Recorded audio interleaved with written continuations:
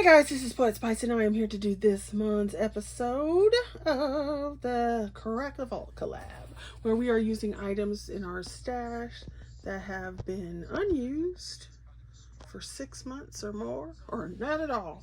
So I dug some papers out of my de-stash pile, and I had this old paper from Fran Garcia, the Archivist, and I loved this paper when I bought it. I absolutely loved it, and I still like it, but I'm just like, meh. Sometimes I'm like, whatever. So I used this. K & Company, you will notice, has been playing a major role in my videos lately, because I pulled this out a while ago, and I'm like, hey, I can use this again. So this K & Company, and then I used some K & Company stickers and ephemera in previous projects. So it's getting whittled down a little bit. So I did use that. Then those have been in my stash forever. And then I used this die set. You know, I do love a Tonic die. And so I've had this for quite a while now. I was so excited when I got it because you couldn't find this one for a long time.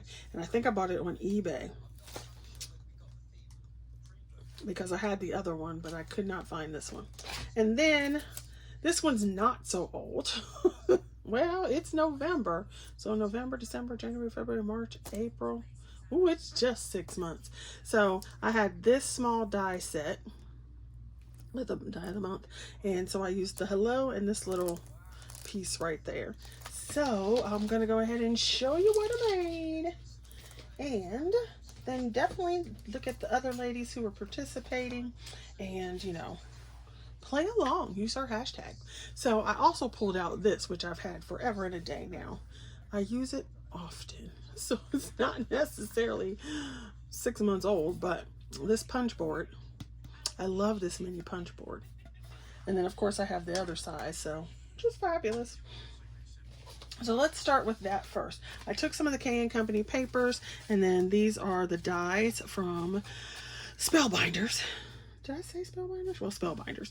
So these are the dies. So you know me, I get bored after doing the same thing. So I've got 2 in the black with the cream, and then 2 the other way around. And so the black paper is from that Archivist, and then the rest of this is the K & Company from that pack. And so I just made these little envelopes, and I had these pieces of scrap paper left over, so I just cut them, rounded them, and they actually fit in these envelopes. So I was like, okay, cool. Use up some more paper. Yeah. So I used that. So I thought they were really cute. How cute is that? Seriously, like, look. And if I had felt like doing some more, but like I said, I get bored of doing the same thing. So sometimes 3 and sometimes 4 is about as much as I can do of the same one before I'm like, ugh. All right, so then let's go ahead and get to the main one, which is the bag. So I used 2 different papers from the K & Company. So this was one page, and then this is what the other one looks like on the other side. And so I just did this, cut the little box. Okay. And these were actually supposed to be tails on like a little medallion, this little medallion, but oh well, they fit there, so I put them there. And then I used the Archivist paper on top to create the roses, and I wanted you to be able to see them well enough, so I used the black side so it would stand out. So I thought that was really cute. Now, you have these little tabs that you can make go over, and then there's usually a slit here, but I didn't really feel like doing that. So since the die cuts it out anyway, I just went ahead and glued it down on the inside. And then I cut out the tags that they had in the set. And then I had this little enjoy on here because I didn't know what I was going to use it for. So I just put that little tag on there, and it comes with the set, and so it just swings. Then I had some, what do you call this? This stuff right here, you see it. Seam binding.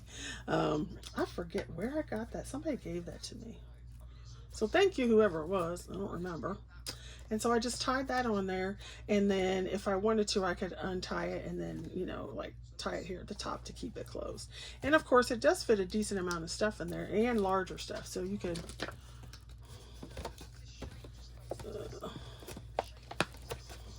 I don't want to spill the water, but you could get, yeah, you can get a water bottle in there, so that's a good size. And there's still some room on the sides, you can see that. So it's a good size box or bag or whatever you want to call it. The bad thing about this one is once you put it together, you can't store it flat because it will crunch the box.